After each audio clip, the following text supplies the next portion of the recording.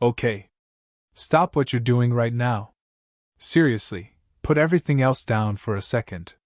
Because what I'm about to tell you happened inside that palace, and once you hear it, you are not going to be able to stop thinking about it for the rest of the day.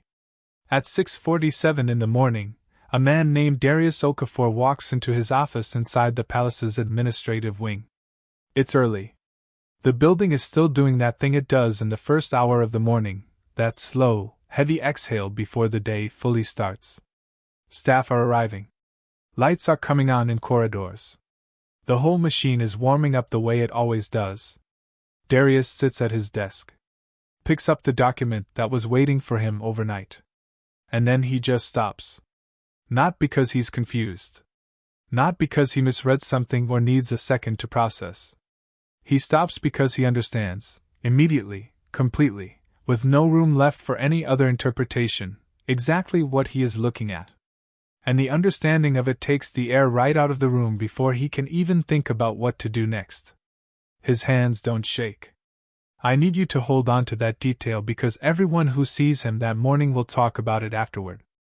In all the chaos that follows this moment, in all the hushed conversations and the careful language and the very deliberate way people start choosing their words when they realize what has happened, that is the one detail that keeps coming up. His hands don't shake. They go completely, absolutely still. The way your whole body goes still when something lands that you weren't fully ready for, even if some part of you always knew it was coming. Even if some part of you had been waiting for it. He sets the document down on the desk in front of him. The sound it makes, that small, flat sound of thick paper meeting polished wood, is barely anything at all. But in the silence of that office, at that hour, it feels like the closing of something. He reads it a second time. The words haven't changed. They won't change. But some things need to be read twice before the full weight of them is allowed to settle. Before you stop hoping that the first reading was somehow wrong. It wasn't wrong. Hi viewers, have you ever read something, or heard something, that made your whole body go quiet before your brain even had a chance to catch up with what it meant? That moment where understanding arrives before you're ready for it. Tell me about it in the comments. Because that is exactly what this morning is for Darius Okafor. He stands up from his desk. Straightens his jacket with both hands, the kind of automatic, physical gesture that people make when they need something real and grounding to do with their body while their mind is still catching up. He picks up the document. Walks to the door. And here is the thing about that corridor at 6:47 on this particular morning. It's already different. Not louder. Not more chaotic. Not visibly dramatic in any way that a camera would catch if one happened to be there. Just off. Altered in that specific, atmospheric way that this building gets when something has shifted beneath the surface. Staff members standing in doorways instead of moving through them. Conversations happening in shorter sentences than usual, trailing off faster than they should, leaving silences that nobody quite rushes to fill. Darius walks down that corridor toward his supervisor's office. His pace is measured. Deliberate. Not the walk of a man in a panic, the walk of a man who understands that what he is carrying deserves to arrive with a certain kind of weight and intention. Behind him the desk sits empty. The clock on the wall keeps moving. The building keeps breathing. And somewhere deeper inside this palace, in a room with no witnesses and no ceremony, in a room that most people who work here will never once enter, a pen has already been set down beside a document that has already been signed. A name is gone from a page it occupied for years. Camilla does not know yet. But she is about to find out. And nothing, not her composure, not her decades of institutional experience, not the careful architecture she has spent years quietly constructing inside this place, is going to make what comes next easy. Now before I tell you what was actually in those documents, and we are absolutely getting there, I promise, I need you to understand something about this institution first. Because if you don't understand what kind of place we're really talking about, the rest of this story won't land the way it deserves to. The palace that you see in photographs is built from gold and ceremony and the kind of polished, permanent-looking beauty that makes people stand outside its gates with their phones raised, believing, even briefly, even knowing better, that something in this world is actually stable. That some things last. The guards and the gates and the balcony waves and the perfectly timed pageantry. It's a masterclass in presenting an image. The palace that the people who actually work inside it inhabit every day? That is a completely different building. And the difference between those two versions of the same place is, in many ways, the entire point of everything we're talking about today. Zenobia Reeves has cleaned the east corridor of that building every single morning for 14 years. 14 years of arriving before most of the household is fully awake, moving through spaces that the public version of this palace never shows, doing the work that keeps the golden face polished and presentable. She knows things about this building that no royal correspondent has ever written about. She knows which floorboards carry sound 2 rooms over and which ones stay silent. She knows which doors seal completely, and which ones breathe just enough to let conversation leak through if you happen to be standing in the right place at the right time. She knows that this building has moods, not in any mysterious or romantic sense, just in the way that structures carrying centuries of accumulated human experience develop a kind of atmospheric memory. You feel it in the walls on certain mornings. In the specific quality of the air. This morning, Zenobia knows something is wrong before a single person opens their mouth to tell her. She stops at the end of the corridor. Looks left. Looks right. And she sees it, not one person, not 2, but 3 separate members of the administrative staff standing near their office doors rather than inside them. Not talking to each other. Not moving toward anything. Just standing there in that particular way of people who are waiting for something unnameable to resolve itself into something they actually know how to respond to. She has seen this before. Not many times. But enough times to know what it means. And she thinks, the way she has thought many times while moving through this corridor, in front of these portraits, past these rooms, about what this institution actually does to the people it contains. Not through its scandals. Not through its most dramatic and public moments of failure. Through something far more consistent and far more damaging than either of those things. Through silence. The way this palace has always managed pain rather than addressing it. The way it absorbs grief and injustice and human cost into its walls and keeps presenting that immaculate golden face to the world outside as though nothing inside it has ever been broken. As though the cracks only exist if the cameras can find them. As though the things that happen in rooms with no witnesses don't count in the same way as the things that happen on balconies. She thinks about a woman whose face looks out from every photograph on every wall in this building. A woman she never met but feels, somehow, like she knows. A woman whose smile, if you look at it long enough, really look at it instead of just seeing it, carries something underneath it that was never resolved. Something that this institution chose, over and over again, to manage rather than fix. Zenobia picks up her cloth and moves to the next room. She doesn't notice the stack of cream-colored papers sitting on the desk through the partially open door to her left. Doesn't see the amendment line with its new designation. Doesn't see the name that isn't there anymore, the space where something used to be that now just reads like absence. But she feels it. The way your body registers a change in pressure before your mind identifies the weather that's coming. Something permanent just happened in this building. And the building, old as it is, practiced as it is in absorbing what it cannot openly acknowledge, knows it too. Now I need to take you back. And I mean really back. Because this story, the real version of it, the version that actually explains how we ended up in that room this morning with Darius Okafor and his very still hands, does not start with a document. It starts with a boy who is 11 years old. And I need you to really sit with that number before we go any further. 11. Think about who you were at 11 years old. What you understood about the world. What you were capable of carrying without anyone around you realizing how heavy it was getting. William is 11 years old in 1993 when the Camilla Gate scandal breaks publicly across Britain. He doesn't hear the recording itself. He's a child, carefully managed, carefully shielded by the people around him from the most direct exposure to what the tabloids are doing with it. But he sees the newspapers. He sees the way every adult in every room around him begins to move differently, with that specific, careful quality of people navigating a space where something fragile has shattered and nobody has yet figured out where all the pieces landed or how badly anyone is hurt. And he sees his mother's face. That is the detail that lives in him longer than any headline. Longer than any public narrative. Longer than the institution's eventual, practiced attempt to contain this moment, and file it under things we have moved past and no longer discuss. His mother's face on the morning the coverage lands. The expression of a woman watching the truths she has carried privately, has lived with privately, has survived privately, become everyone's public property all at once. Without warning. Without consent.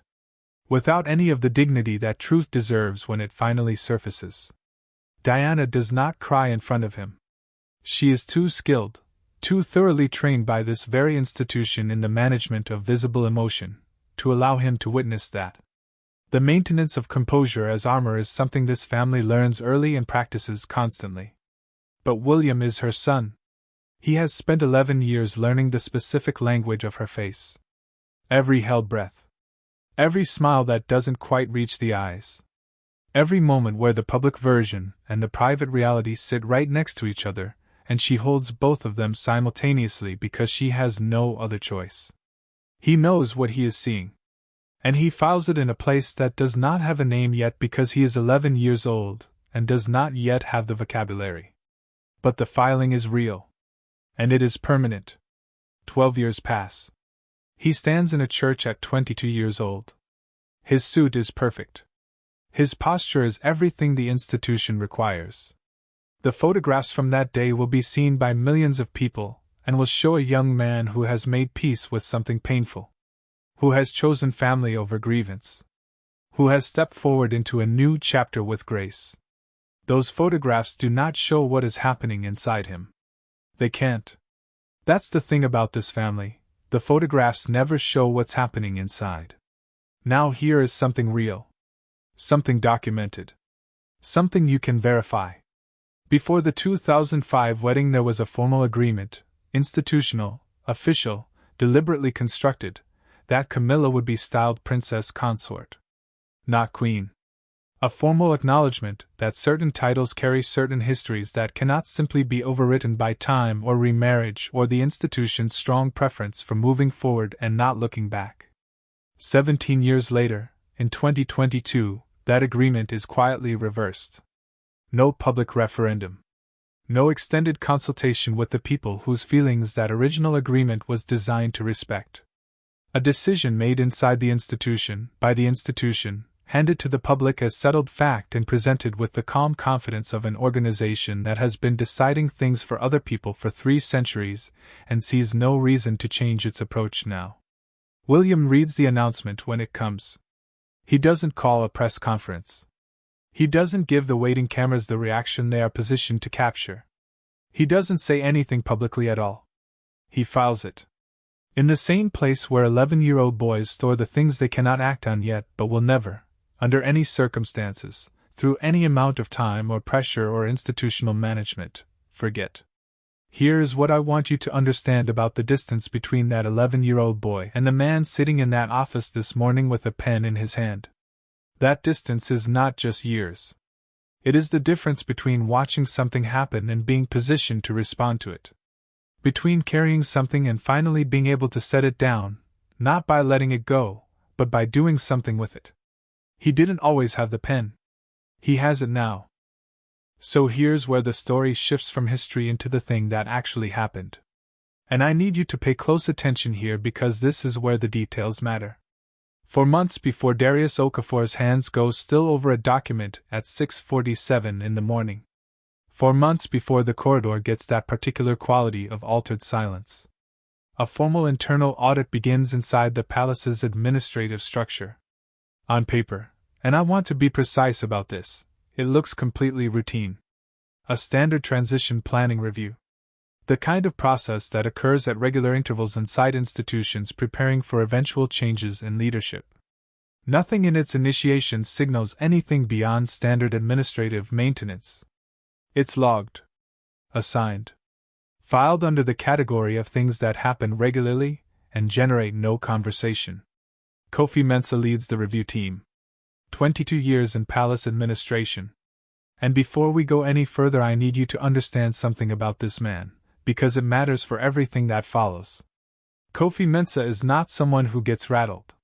He is not someone who speeds up or raises his voice or lets what he's found show on his face before he has fully decided what to do about it. He is the kind of person that institutions rely on for exactly this kind of work: methodical, precise, unflappable in the specific way of someone who has spent over 2 decades processing sensitive documentation for one of the most scrutinized families on earth. So when Kofi Mensah goes still over a stack of documents on a Tuesday afternoon, that stillness means something. That stillness is information. He opens the first folder. The paper inside is thick and cream-colored, the specific weight and texture reserved for documents of formal institutional significance. He reads the First Amendment.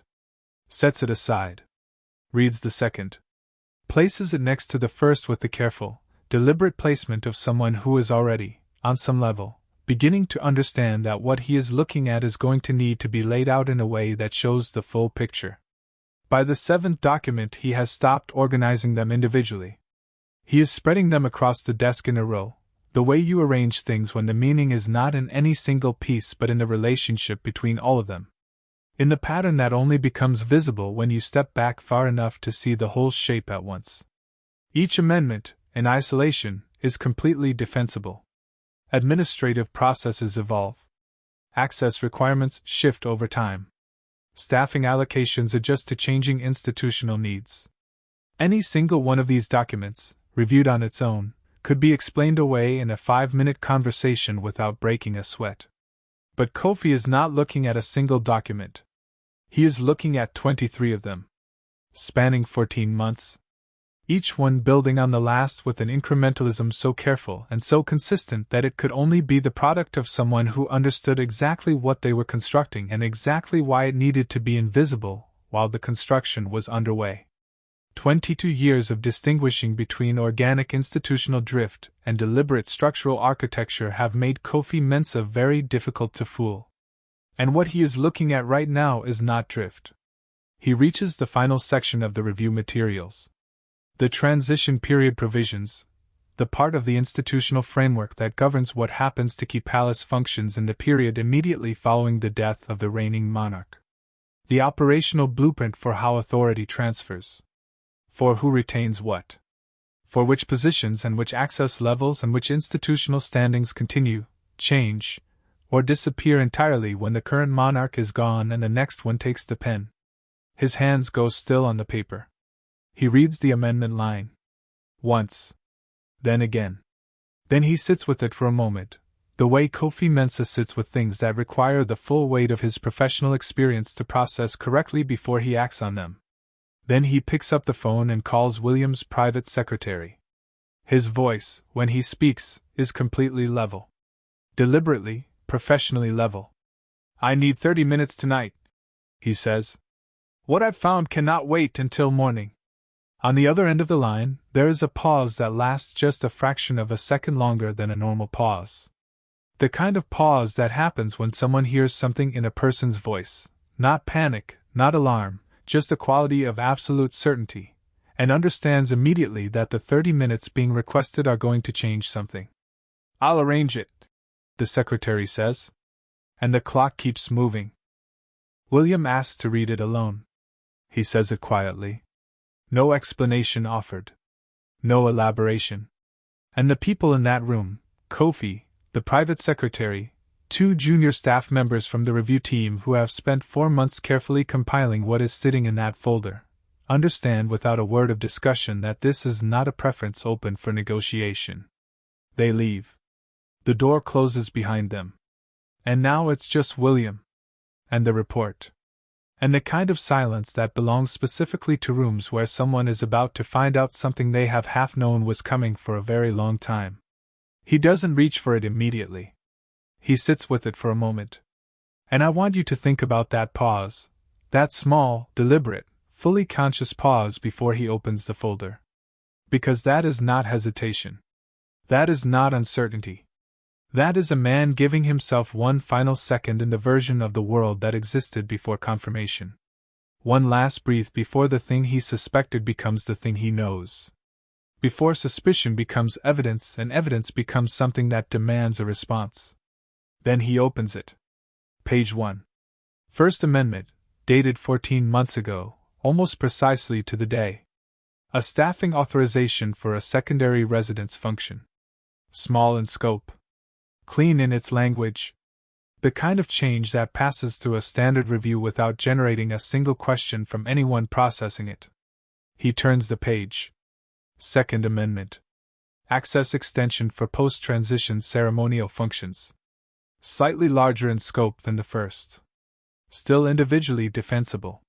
Still the kind of document that a careful, experienced person could explain away in a brief conversation if anyone thought to ask about it directly. He turns the page again. Now I need you to understand something about the way William reads this report. He is not scanning it. He is not skimming for the conclusion or the summary or the most dramatic finding. He is reading every single page the way you read something when you need every word, every specific, documented, dated word, to fully land before you allow yourself to move forward. When you are not just processing information but feeling the weight of what that information means. What it has meant. How long it has been meaning it while you were standing in other rooms doing other things. His jaw tightens. Just slightly. Just enough for someone watching closely to see. His hands press flat on the surface of the desk. Not a dramatic gesture. Not the physical expression of rage or shock. The specific, quiet, grounding motion of a man who needs to feel something solid beneath him while the interior landscape shifts. He had expected something. He will be honest with himself about that, completely, unflinchingly honest in the way that this moment demands. The watchfulness he has maintained over years, the quiet and unannounced and entirely private accumulation of observation, none of that existed without reason. Some part of him, the part of him that is still 11 years old in a room he has never fully been able to close, had always understood that watching was not optional. That the people who stopped watching were the people who got surprised. But expecting something and then watching it materialize across 23 documented amendments spanning 14 months of institutional records are two genuinely different experiences. One lives in the mind. The other lands in the body. Expectation does not prepare you for confirmation. Nothing does. He reaches the final section. Transition period provisions. 7 separate frameworks. 7 separate amendments. Camilla's name appearing in operational spaces that, under the actual, verified constitutional law governing this institution, would exist entirely at his discretion once Charles was gone. Once the transfer happened. Once the window opened. She was not building for now. She was building for the moment of maximum vulnerability. For the specific period right after the transition when everything is in motion and certain structures, if already deeply and quietly embedded, become extraordinarily difficult to dismantle without creating the kind of institutional chaos that makes the person doing the dismantling look like the source of the problem. That is the architecture of it. Not ambition for its own sake. Not recklessness. Something far more calculated than either of those things. Insurance. Built in the spaces nobody was watching. Built with the patience of someone who has been waiting a very long time and has learned, through decades of practice, exactly how to build things that last. Except someone was watching. William sits with the completed report for a long time after he finishes the final page. He doesn't call anyone.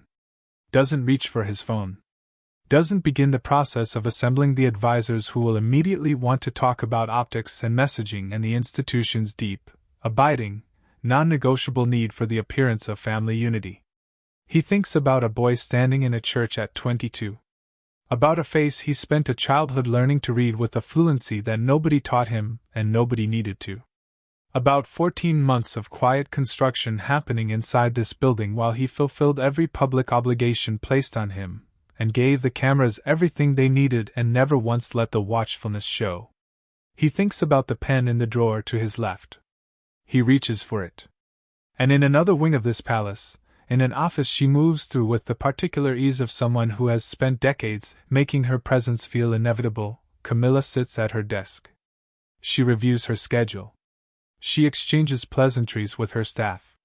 She moves through her morning with the settled, untroubled confidence of a woman who has outlasted public hatred and tabloid exposure and a nation's grief and come out the other side wearing a crown.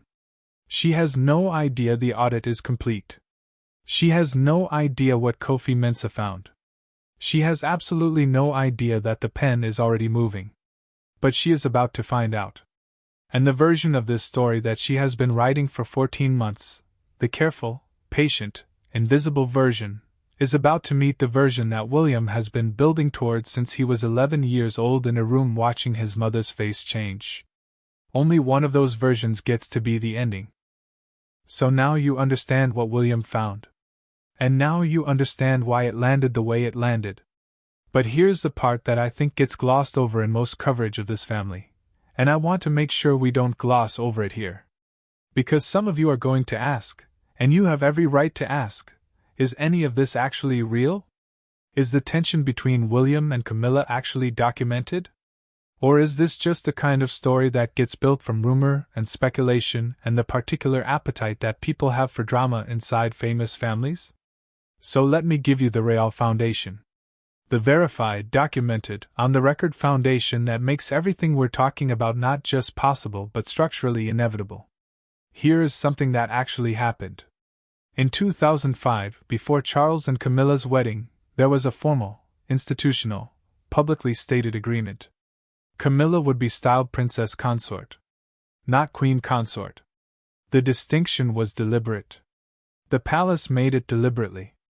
Because there was an acknowledgement, quiet but real, that the public's feelings about this marriage, and about the history that preceded it, needed to be respected in some tangible way. That you could not simply hand Camilla the title most associated with the position Diana had occupied and expect the world to absorb it without a response. That agreement held for 17 years. Then in 2022 it was reversed. Quietly. Without the kind of public process that the original agreement seemed to promise. And Camilla became queen consort at the coronation in 2023, the full title, the full ceremony, the full institutional weight of it, while William stood in that hall and the cameras caught something on his face that royal commentators spent days trying to explain away and never quite managed to. Royal biographer Tom Bauer, one of the most credible and most carefully sourced voices writing about this family, has documented the dynamics inside this household in ways that the palace's official communications have never been able to fully contradict. The cool distance. The watchfulness. The relationship between William and Camilla that was never the warm reconciliation the institution needed the public to believe it was. And here is the constitutional reality that sits underneath all of it. The legal framework that makes William's move not just emotionally significant but institutionally decisive. Under actual British succession law, when Charles dies, Camilla's position does not automatically continue. Her title, her staff, her residence, her security, her formal institutional standing, every single piece of it exists at the discretion of the next monarch. Which is William. He does not need a confrontation. He does not need a public statement. He does not need to do anything loudly or dramatically or in a way that gives anyone something visible to push back against. All he needs is the pen. And now you understand, really understand, why that pen in that drawer matters as much as it does. This is not just a family disagreement. This is a man with constitutional authority making a legal, institutional, binding decision about the shape of what comes next. The question was never whether he could do it. The question was always when. But here's what I want you to understand about what happens between William reading that audit report and William actually making the move. Because it was not straightforward. And if I told you it was, I'd be leaving out the part of the story that I think is actually the most important. When William's team begins moving to formalize the document amendments, to make the changes official, binding, filed, done, they run into something. And anyone who has ever tried to challenge an entrenched system, in any context, in any institution, is going to recognize this immediately. Pushback. Not aggressive pushback. Not confrontational pushback. The specific, practiced, institutional variety, which is actually the most effective kind because it doesn't give you anything to push back against. It just makes the right thing inconvenient enough that most people eventually find a reason to stop. Senior advisors, career palace professionals, people who have served through multiple monarchs and understand, better than almost anyone, how this institution protects itself. They come to William's team carefully, diplomatically, with the particular language of people who are not saying you're wrong but are making absolutely sure that doing the right thing feels as complicated as possible. The optics of this will be interpreted as a personal conflict, one reportedly tells the team. It will undermine the narrative of family unity that the institution needs right now. And I have to stop here, because I find that argument genuinely fascinating in the most frustrating way. Notice what the argument is not. It is not, is this the right thing to do? It is not, is this legally sound? It is not, does the evidence in this audit warrant this response? It is not even, is Camilla's behavior something that needs to be addressed? The argument is, how will it look? That's the whole pushback. Optics. Narrative. Appearances. And that right there, that specific, practiced, institutional instinct to protect the image over addressing the reality, is exactly how places like this one end up protecting the wrong people for the longest time. Not through active defense of those people. Not through anyone standing up and saying what Camilla did was acceptable. Just through the quiet, consistent, enormously effective pressure of making the correct response difficult enough that it starts to feel easier to absorb the wrongness than to deal with the cost of addressing it. William listens to every argument. He doesn't dismiss any of it.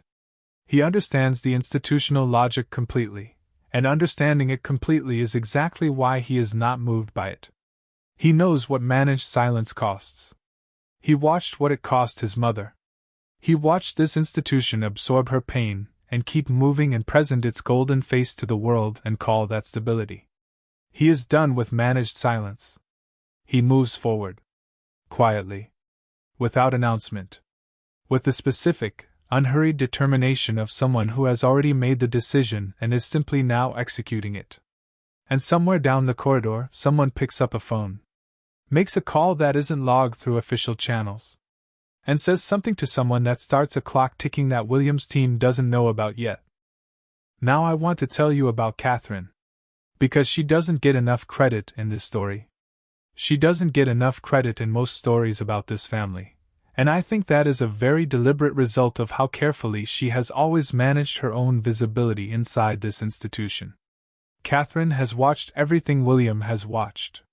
From a different angle, with a different history, but with the same quality of attention. She has navigated this palace's pressures and demands and very particular culture on her own terms, quietly, intelligently, without ever letting the public fully see what it costs her. That takes a specific kind of strength. The kind that doesn't announce itself.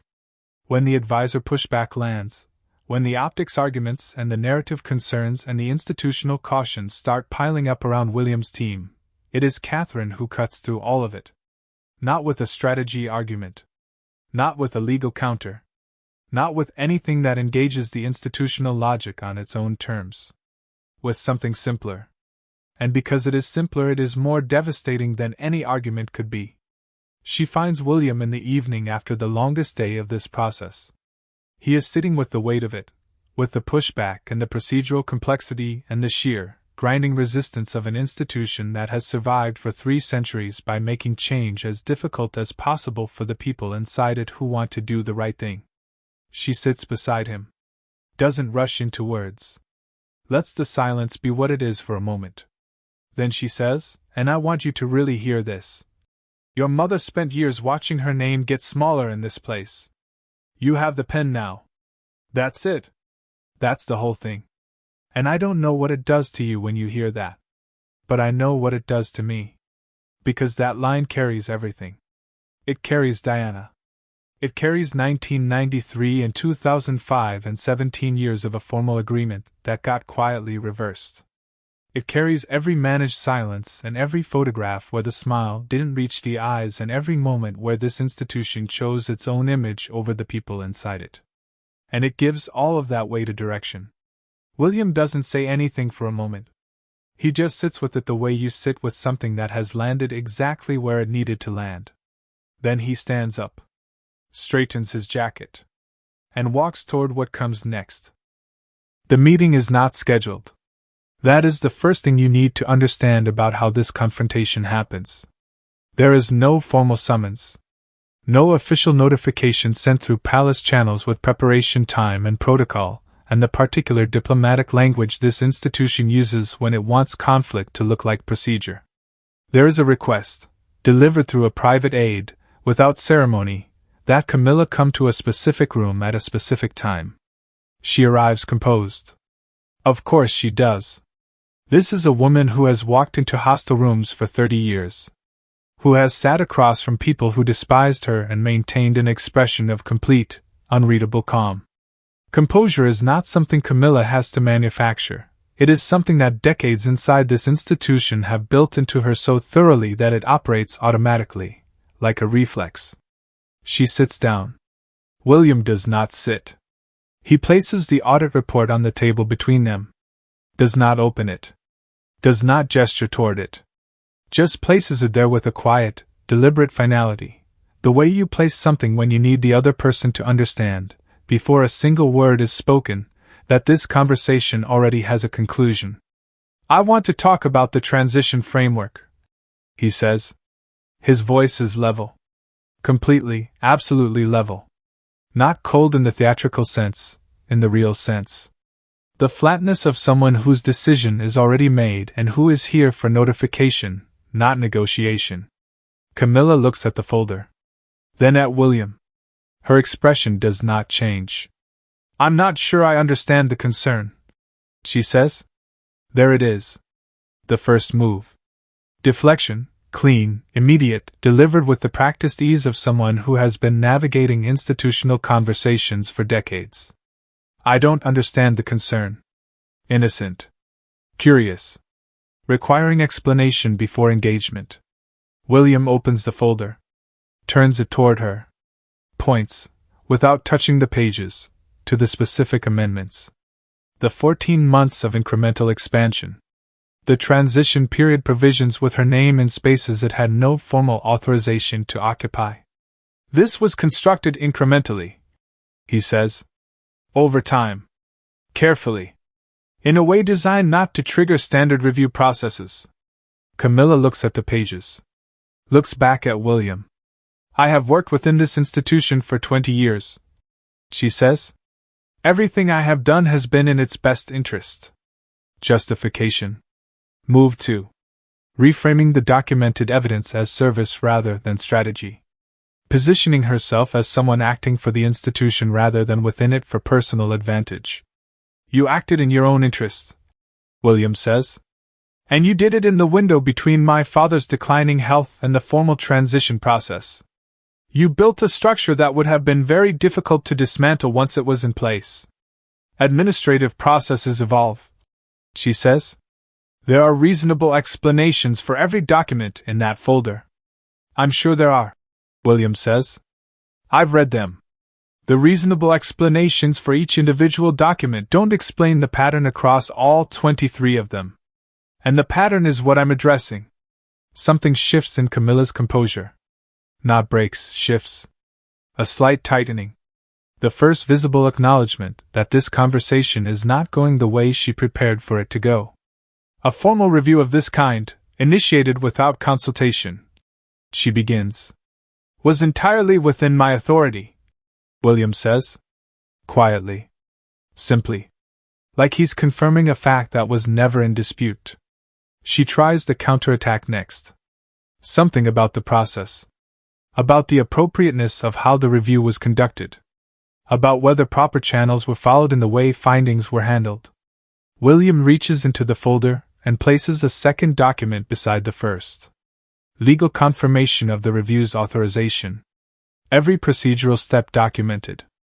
Every appropriate channel verified. She looks at it. For the first time in this conversation, she does not respond immediately.